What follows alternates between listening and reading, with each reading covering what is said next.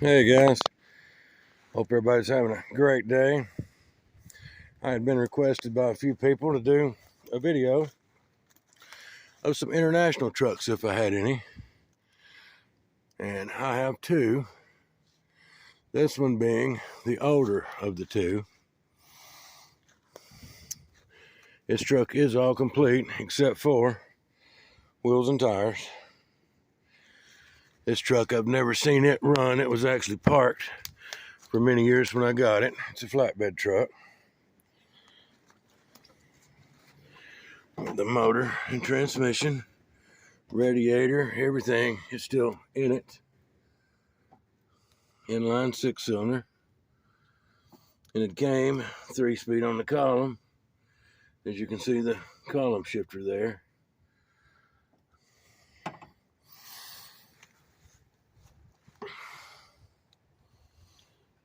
International.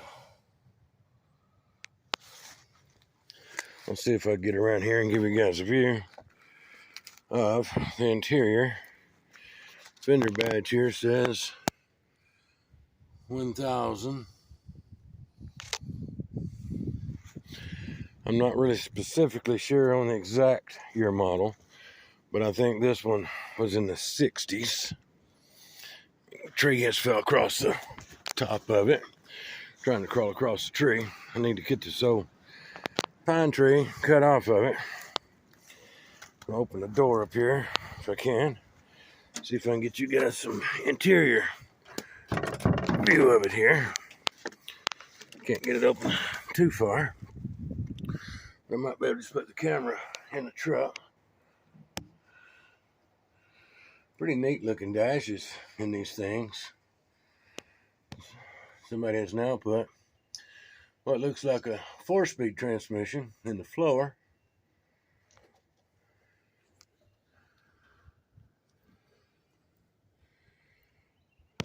Just pretty neat old trucks. We can back away from it here a little now. I can get out of here without falling down. And like I said, it was a flatbed truck. Let me move this stuff back and see. Rear end, everything is still under it. With that stack of leaf springs. Some homemade U-boats there. They're just boats going straight through the top and bottom. That don't look too safe, but it was probably done for use on the farm back in the day. Them cab corners, everything looked great on this truck. Rocker panels. Now I'll take you over here and show you the other one I have. It's a little newer than this one. I think the other one is going to be somewhere in the 70s. Late 60s, early 70s. That one we just looked at, I think, is probably a mid 60s, early to mid 60s. And we got one right down here. It's just a little newer. I don't know a whole lot about Internationals, but I guess this is probably going to be the next body style. A friend of mine had this truck and drove it for many years. He just parked it because fuel prices had got so high, and I guess the truck might have had a little drinking problem, and he wanted something that didn't drink as much fuel, so he ended up buying a little less tin. See if we can see these license plates. I'm making that out to be maybe 1999 when he parked it. It was parked for a couple years at his place, and I bought it off of him. Brought it here, and it's just been sitting here ever since. That wind is getting pretty bad out here again. We've had some pretty rough weather overnight. Gas cups on the passenger side of these. This one just has an International emblem on the fender. I was seeing on TV this morning where International Scout is making a comeback. I guess Volkswagen had bought the International vehicle part, Scout part, whatever, but Volkswagen had bought it, and they're now making, they're fixing to be making an electric International Scout. I still don't know how I feel about the electric vehicles, but I wish there'd been a gas burner myself, because they look pretty cool. And here's the interior on this old truck. Like I said, there was absolutely nothing wrong with this truck when it was parked, other than it had a drinking problem. This one was an automatic. Odometer's got, let's see if I can get it here for you, 24,415 miles, which I'm sure that's 125,000. Pedal's just kind of a little wore on the edge of the brake there. It's got to be 124,000. Still got the factory AM radio, everything in it. Truck is basically 100% stock, standard, the way it came. Go over in here and see if I can get the hood up on it for you. If anybody knows the years of these trucks for sure, leave it in the comments.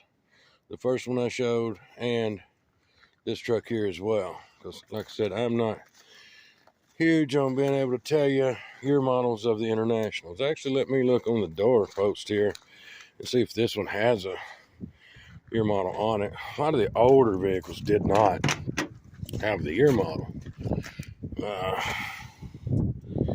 I got it kind of upside down here. Wheelbase, serial number, and just a model number. Yep, no year model. International Harvester Company, Chicago, Illinois. But there is not a specific year model. And a lot of the old trucks give you all the information except for the year. Of course, all the newer stuff has the year models on them, but a lot of this older stuff did not. So I can get in between these trees, get the hood up on it for you.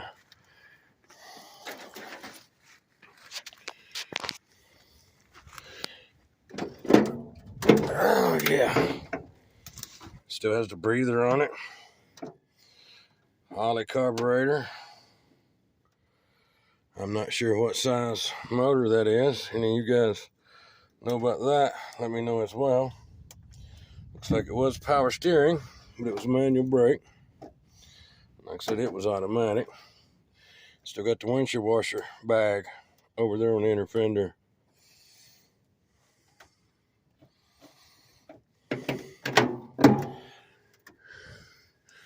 Get this hood eased back down here. Go back around, push on both sides of the hood hinges. I don't want to damage the hood no worse than what it already is. There we go. And I guess right here is supposed to be vents, air vents put in here.